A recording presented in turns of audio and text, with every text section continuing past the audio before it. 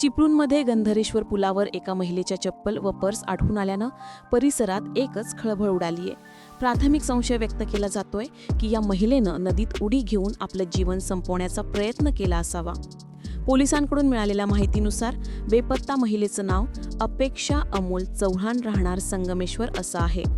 मंगळवारी सायंकाळच्या सुमारास त्या घरातून काहीही न सांगता बाहेर पडल्या. रात्री उशिरापर्यंत घरी न परतल्यानं त्यांच्या पतीनं संगमेश्वर पोलीस ठाण्यात बेपत्ता असल्याची तक्रार दाखल केली आहे. मोबाईल लोकेशनच्या आधारे नातेवाईकांनी चिपळूणमधील गंधरेश्वर पुलावर शोध घेतल्यानंतर त्यांच्या चपला व पर्स आढळून आली आहे. यानंतर नदीत उडी घेतल्याचा संशय अधिक गडद झालाय.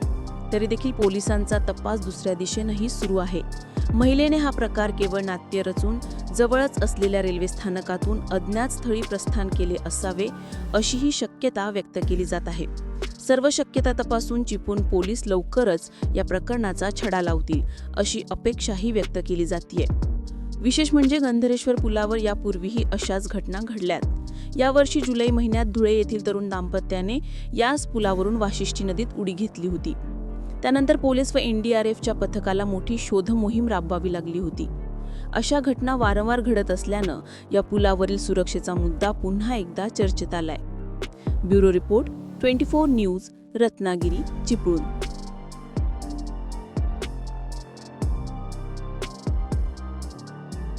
अशाच नवनवीन घडामोडी पाहण्यासाठी 24 न्यूज चॅनलला आत्ताच सबस्क्राईब करा, शेअर करा आणि बेल आयकॉनला प्रेस करायला विसरू नका.